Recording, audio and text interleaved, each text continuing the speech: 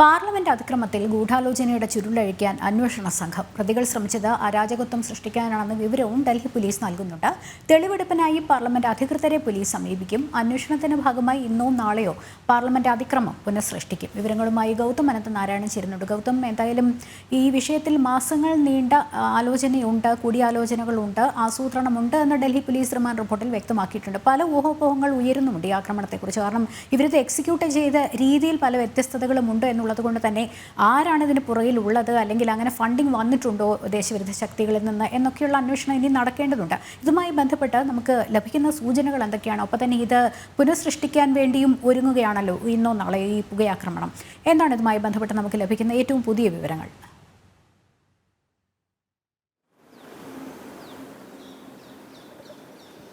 Lakshmi, parliament അതിക്രമത്തിന്റെ ഭീകരബന്ധം, അതോടൊപ്പം തന്നെ ഇതിന്റെ ഫണ്ടിങ്, ഏതൊക്കെ സംഘടനകളാണ് ഇതിന് പിന്നിൽ പ്രവർത്തിച്ചത് തുടങ്ങിയ വിഷയങ്ങളാണ് പ്രധാനമായും ഡൽഹി പോലീസും മറ്റ് കേന്ദ്ര ഏജൻസികളും അന്വേഷിച്ചുകൊണ്ടിരിക്കുന്നത്.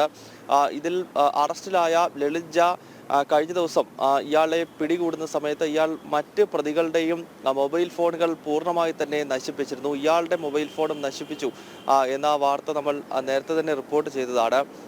അതിനാൽ ഇതിനകത്തൊരു കാലതാമസം, ഈ ഫോണുകൾ ഒരുപക്ഷെ പോലീസിന് ലഭിച്ചിരുന്നുവെങ്കിൽ ആരുമായൊക്കെയാണ് കഴിഞ്ഞ ഒരു വർഷത്തിനിടയിൽ ഇയാൾ ബന്ധപ്പെട്ടിരുന്നത് എന്നത് കൃത്യമായി തന്നെ വളരെ വേഗത്തിൽ മനസ്സിലാക്കാൻ ഈ അന്വേഷണ സംഘത്തിന് കഴിയുമായിരുന്നു. എന്നാൽ ഫോണുകൾ ഉൾപ്പെടെ നശിപ്പിച്ച് തെളിവുകൾ പരമാവധി നശിപ്പിച്ചതിന് ശേഷമാണ് ഇയാൾ പോലീസിന് മുമ്പിൽ കീഴടങ്ങിയത് എന്ന് മനസ്സിലാക്കാൻ സാധിക്കുന്നു.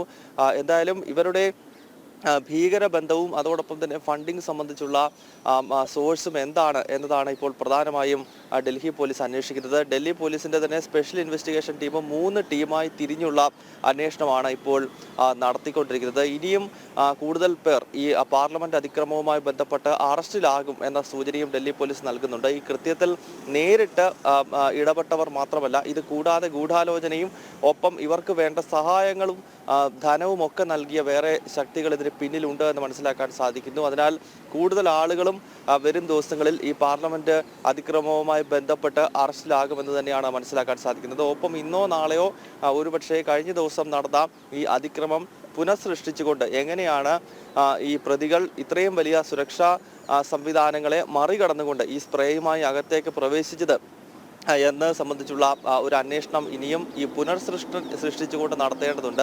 ഇന്നും നാളെയും പാർലമെന്റ് അവധി ദിനമാണ്. പാർലമെന്റിൽ സഭ ചേരുന്നില്ല. ശനി ഞായർ ദിവസങ്ങളാണ്. അതിനാൽ ഇന്നോ നാളെയോ ഈ കഴിഞ്ഞ ദിവസത്തെ അതിക്രമം പുനർസൃഷ്ടിച്ചുകൊണ്ടുള്ള അന്വേഷണവും നടക്കുമെന്നാണ് ലഭ്യമാകുന്ന വിവരം. ഗൗതമാണ് വിവരങ്ങൾ നൽകി.